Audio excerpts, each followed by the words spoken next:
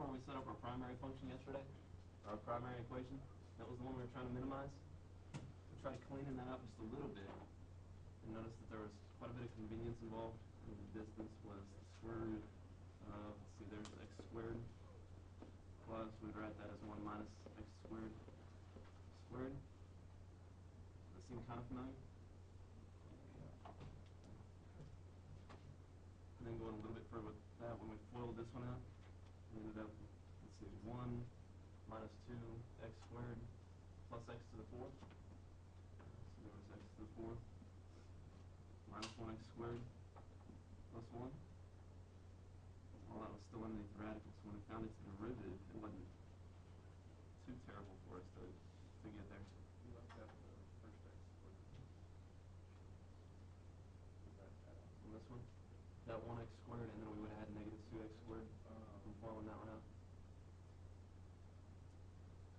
And if it's wrong, then blame it on Lucas because he's the one who foiled it out.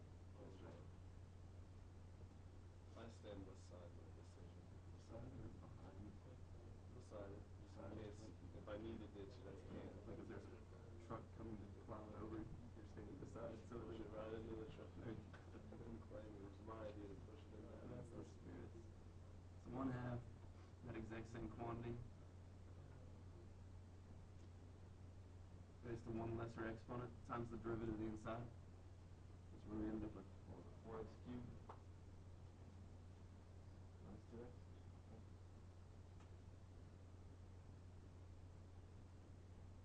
And then we had rewritten that one. I think I pulled the trick of taking 1/2 times this quantity. Does that seem kind of familiar? Which made it work out a little bit nicer. And then we rewrote this with a positive exponent instead. We made it to 2x cubed minus x. Put that to the denominator, and then it has a positive exponent of 1/2. Instead of writing it with a 1/2 exponent, we wrote it square root.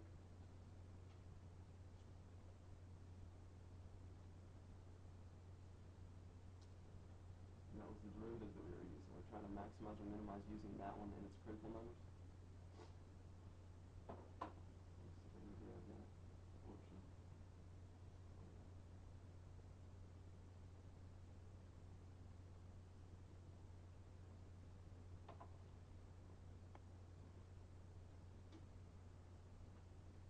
All that stuff trying to figure out where it's undefined and where it's equal to 0.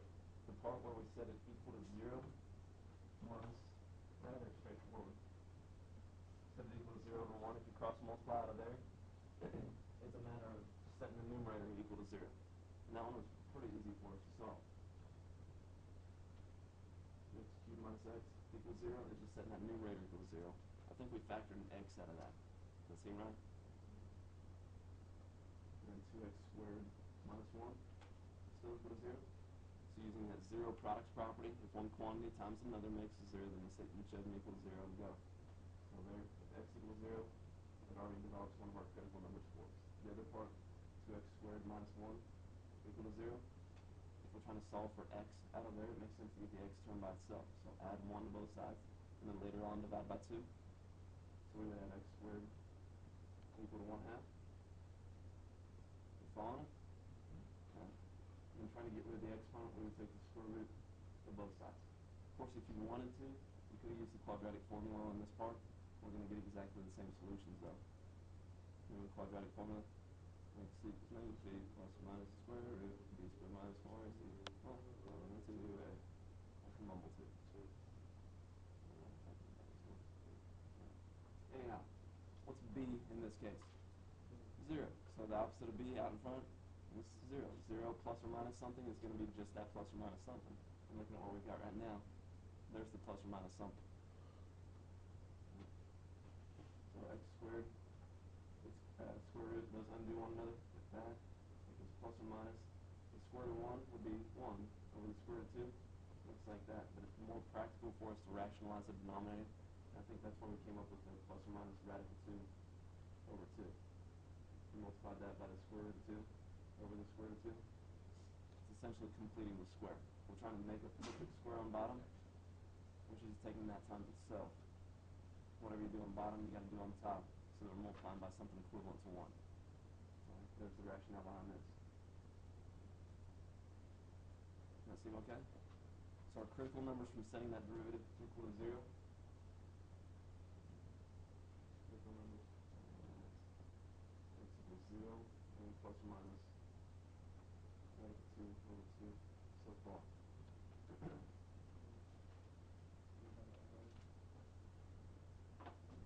Not quite yet, because we hadn't figured out if that was ever going to be undefined, and that was the part that I kind of masked or skipped over yesterday. So if we set that denominator equal to 0, just to figure out what would cause division by 0. How about we get all that stuff out from under the radical? It's already got square root. How do you undo a square root? Kind of what we're doing here. Square root, a squared, undo one another. Square that side. And square that side. 0 squared is still 0, right?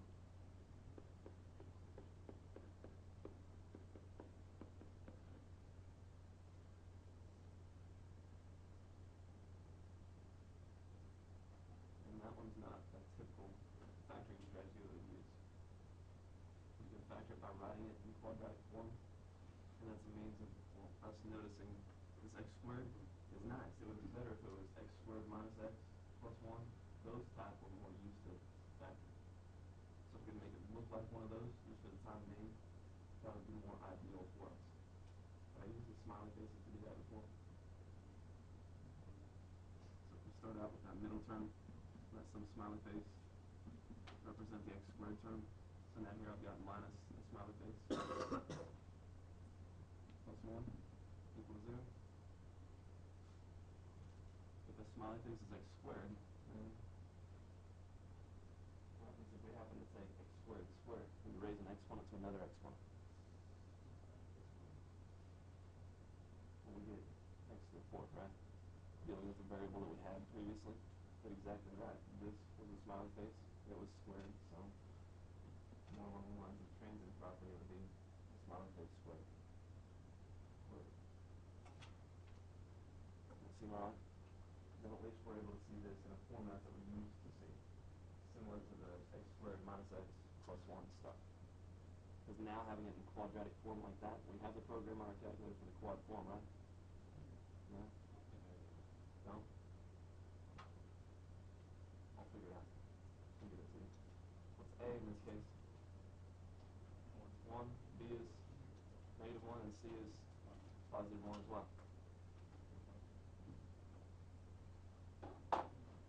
Should be able to get to it. So there we end up with square root of a negative under the radical. That gives us imaginary roots. So we never had an actual 0 or a real 0 resulting in that denominator. Yes, like I said. Who's this for? Yeah.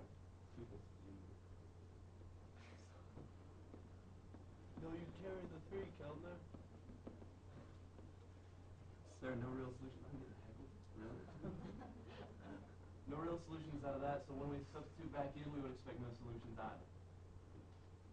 So our only critical numbers, 0 plus or minus radical 2 over 2. So from there we can set up our table. What was the original domain for that whole situation? All real numbers. Looking back at the original application that we're trying to use, trying to find out what points are closest to the point 0, 3 that happens to be on that graph. So could we have chosen x equals negative infinity? Would it have been in the original Yes. domain? Yeah, but obviously it's not very close to the point that we're trying to consider. So that's where it kind of takes itself out of the running, I suppose. But from a Bible standpoint, we could go all the way to negative infinity. Negative infinity, up until our first critical number would be negative radical 2 over 2.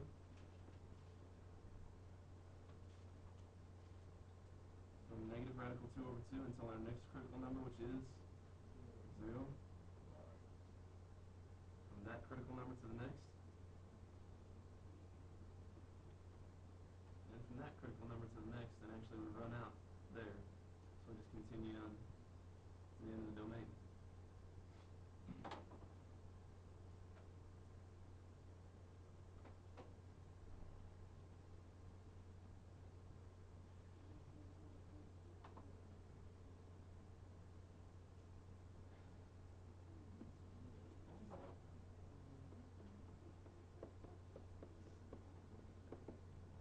approximate radical 2 over 2 for us? Less than 1? That's the one, okay. Because 1 is minus 7 and 7 is minus 0.7 something.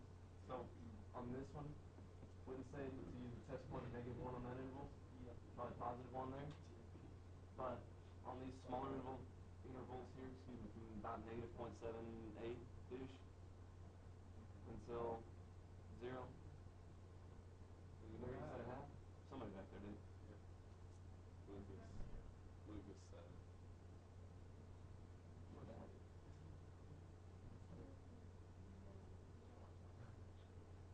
Yeah, I said it.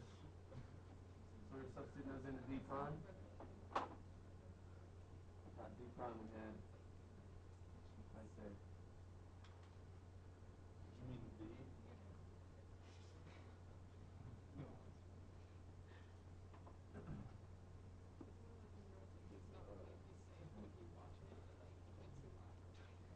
There's our derivative. See, I had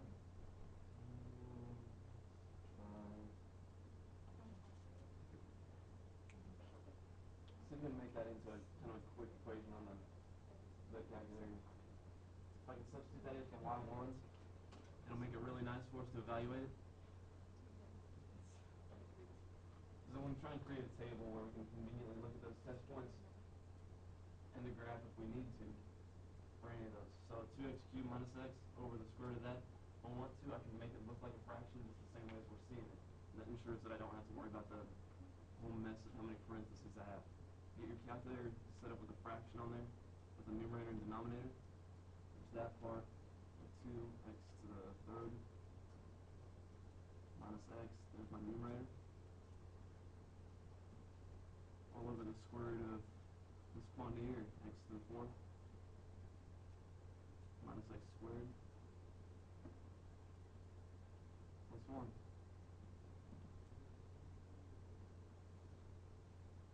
There's our first derivative. If I want to evaluate those test points pretty quick on there, we've used this table feature before.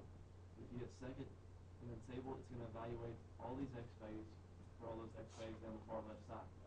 What we wanted to see is what happens when x is -1/2 and +1/2. Yeah? And it's skipping over those values.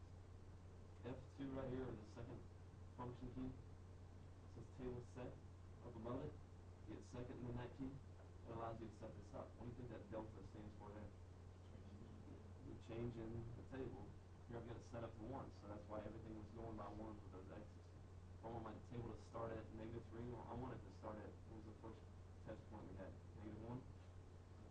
Yeah, so just for convenience sake, let's start at where our important information was going to be centered around anyhow. So start at -1 and go by halves. When you go back to the table, there's -1, -1/2, +1/2, and +1. So all of our test points that we needed are pretty conveniently located right there within that screen. Just like that.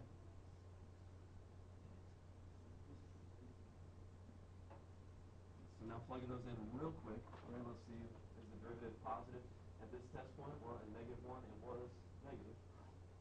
Which for a first derivative, does that tell us about concavity or increasing and decreasing? So negative means that it's decreasing on that interval. And so this is our behavior. And -1/2, there it is, and it was a positive first derivative, which tells us our graph is increasing. When it changes from decreasing to increasing to decreasing to increasing, what does that result in? Relative minimum. Relative minimum at the point that those shared was negative radical 2 over 2. We'll figure out its y value later. At +1/2, that was the derivative value we had right there. It was negative. At +1, we got a positive derivative. So there, changing from increasing to decreasing.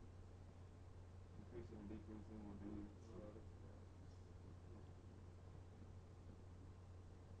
so in relation to the points nearly surrounding it, x equals 0 has a greater distance than those other points nearby. a question ask us anything about the farthest point? No. No. Is that the absolute max? No. No. The point's nearly surrounding it or closely surrounding it, it's a lot farther away than most of them. But it's not the overall farthest away point. Because on that parabola, it extended quite a ways down.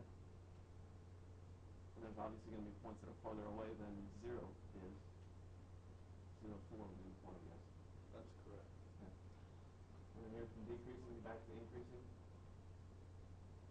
we have another relative minimum. At positive radical 2 over 2, and then its corresponding y value.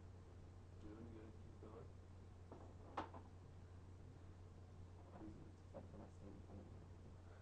Let me just talk into my belt. Shoot it around you. Is that skinny Jim? Shoot it past you. Through you. There was our original function that we were trying to compare. Y equals 4 minus x squared, and seeing which of those points on that graph are closest to point 0, 3. We've got a relative min, and another relative min there. We've got the x values that those occur at, but we don't have the corresponding y values. So if you plug in negative or positive using the same number value, and then square it, the number value that results from there is going to be exactly the same. So let's see, radical 2 over 2 squared, and then we're subtracting that from 4 to figure out what the y value actually was at that point. With radical 2 squared there. 2 and then 4 there makes 1/2 difference. So 4 minus a half makes 3.5.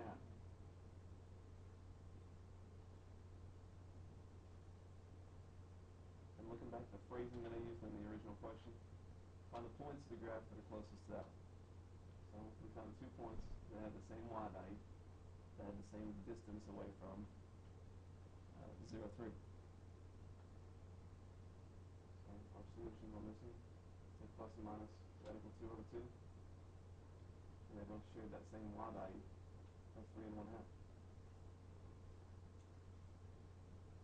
There's the points that share that closest distance.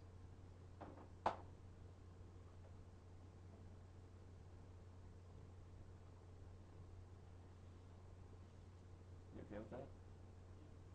What was the square root of 1/2 anyway? 0.7. Okay. So going back to my little Inspire document here. The 0.7, there's that distance, that shortest distance that we're proposing. Somewhere between -7 and -8. Seems like it's getting a little closer there.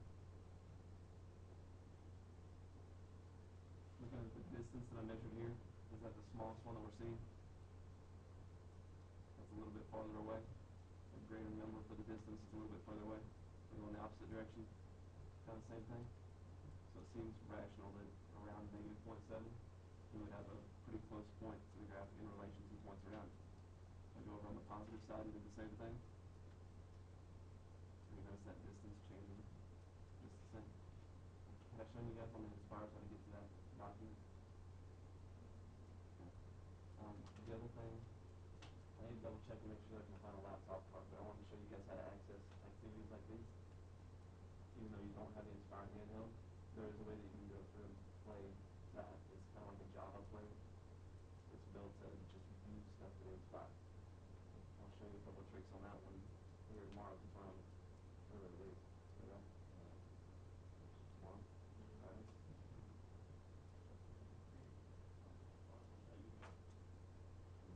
Oh, holy cow, thank you. The best math student? No, me? Really? Well, thank you, I accept. Anything for you, Keltner.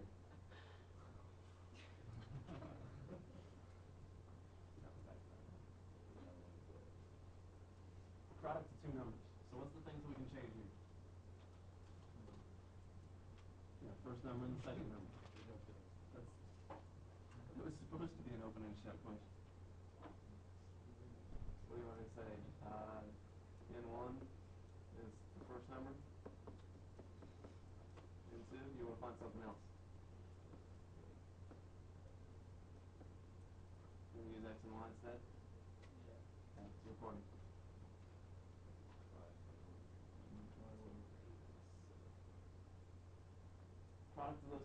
72. So could I very feasibly say that x times y is supposed to make 72?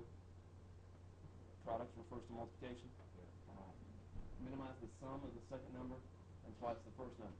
So there we got the first number and the second number. Seem alright?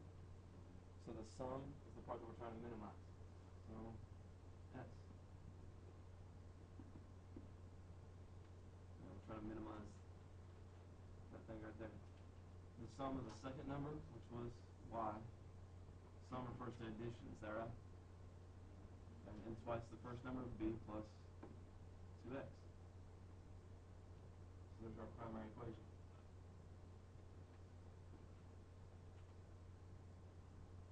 We're trying to minimize that. It's nicest if it's only written in terms of one variable. So either we can replace that y with something else, or we can replace the x with something else, and go from there.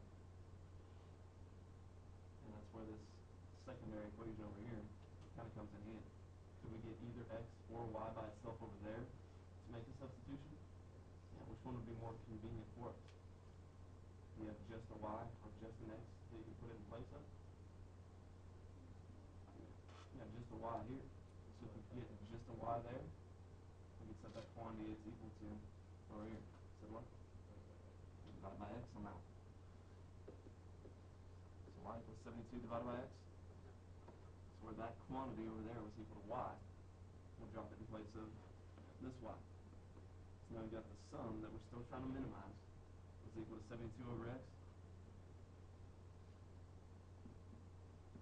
plus 2x. That part seem okay? Now if we're trying to minimize that, we got to figure out where it's increasing and decreasing, or actually decreasing and increasing. So finding critical numbers where it makes that change in behavior. What's our next step then? Derivative. So we need to find s prime. Now think of this as 72x to the negative 1. So then its derivative would be negative 72, and what else? X to the negative 2. Can I write it like this? Because ideally we're working towards finding where that derivative is undefined. And where it's equal to 0. Plus what? Plus 2. So critical numbers on there, obviously it's going to be undefined when x equals 0. More specifically, if x equals 0 is your product of those two numbers, can it still be 72?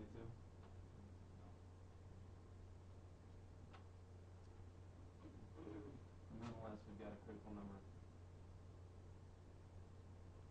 And x equals 0 for right now. And then where that function, or that quantity is equal to 0. Good job.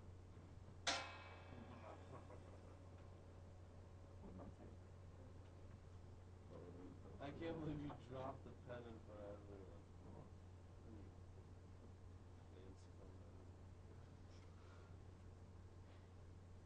Rough day. Yeah. President needs to be seen. So if we add the 72 over x squared to both sides, then we have 72 over x squared equal to 2. Cross multiply out of there, rearrange a couple of things. You seem alright? Cross multiply, we have 2x squared equal to 72. Later on we would divide by 2 and end up with something to the effect of 36 equals x squared. Seeming alright? Yeah. Not just 6, but plus or minus 6 if we get technical about it.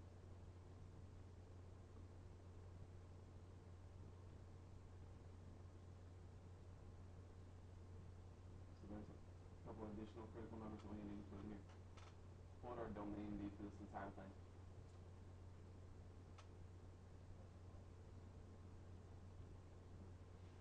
You want to just consider positive numbers?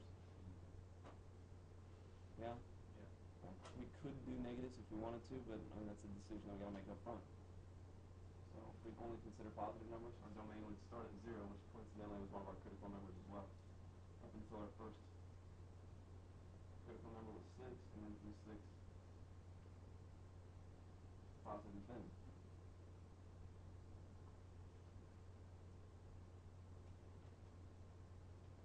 So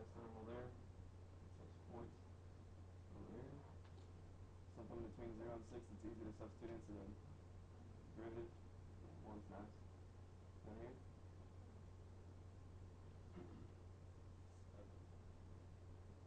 We'll substitute that in the s prime. We plugged in 1 over here in that derivative. 1 squared is 1. Negative 72 divided by that, still negative 72. Plus 2 makes it way negative.